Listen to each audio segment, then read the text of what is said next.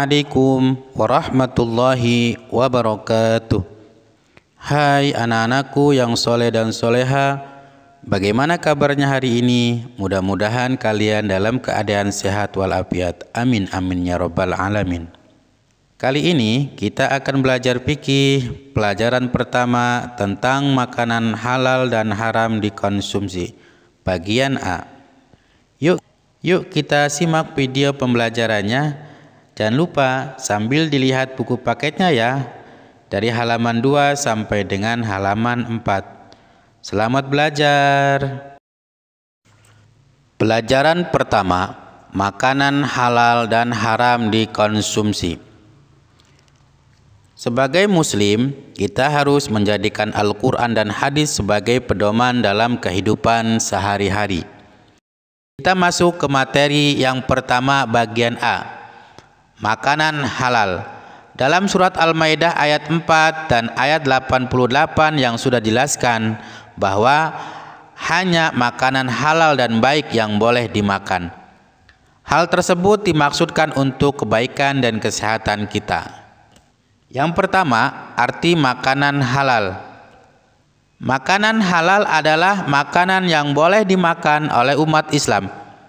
Ketentuan makanan halal dijelaskan Allah Subhanahu wa Ta'ala dalam Al-Quran. Semua makanan yang baik yang disebut dengan thayyibah adalah halal. Hal yang dimaksud dengan thayyibah adalah yang bermanfaat untuk kelangsungan hidup manusia, yang menyangkut jasmani dan rohani serta akal. Makanan yang tidak baik harus kita tinggalkan, sebab makanan yang tidak baik dapat merusak organ tubuh, bahkan bisa mengakibatkan kematian. Contoh, makanan yang tidak baik seperti makanan yang mengandung racun dan zat-zat yang dapat merusak tubuh. Selain itu, ada ketentuan lain tentang makanan halal, yaitu makanan halal yang harus diperoleh dengan cara yang halal pula. Jika tidak, makanan yang halal berubah hukumnya menjadi haram dan berdosa. Allah Subhanahu wa Ta'ala berfirman sebagai berikut: wa yuhillu lahumut thayyibati wa yuharrimu alaihimul khaba'is. Dan yang menghalalkan segala yang baik bagi mereka dan mengharamkan segala yang buruk bagi mereka. Yang kedua, macam-macam makanan halal.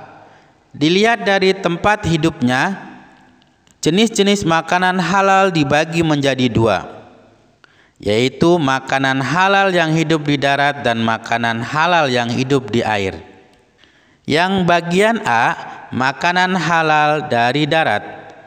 Makanan halal yang berasal dari darat yaitu sebagai berikut. Yang pertama, hewan ternak yang disembelih dengan menyebut nama Allah Subhanahu wa Ta'ala, seperti kambing, kerbau, sapi, ayam, dan sebagainya.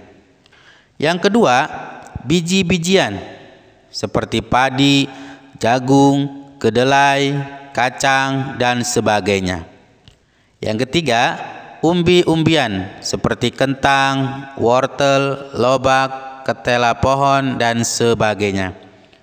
Yang selanjutnya, yang keempat, yaitu sayur mayur seperti bayam, kangkung, sawi, selada, dan sebagainya.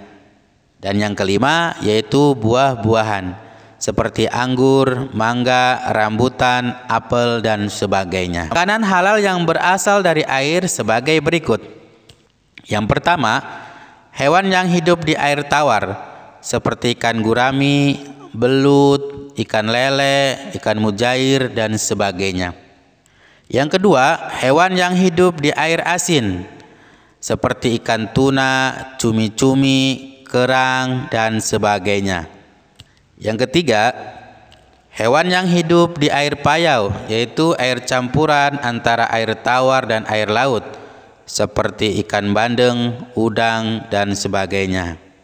Semua itu dijelaskan oleh Allah Subhanahu wa Ta'ala dalam surat Al-Maidah ayat 96. Uhilla lakum saydul bahri wa ta'amuhu mata'al lakum walisayyarati. Dihalalkan bagimu hewan buruan laut dan makanan yang berasal dari laut sebagai makanan yang lezat bagimu dan bagi orang-orang yang dalam perjalanan. Berdasarkan pembahasan tersebut, jenis makanan yang halal dapat dikelompokkan menjadi A. Semua makanan yang baik dan tidak kotor. Yang B. Semua makanan yang tidak diharamkan oleh Allah Subhanahu wa Ta'ala dan Rasul-Nya. Yang C.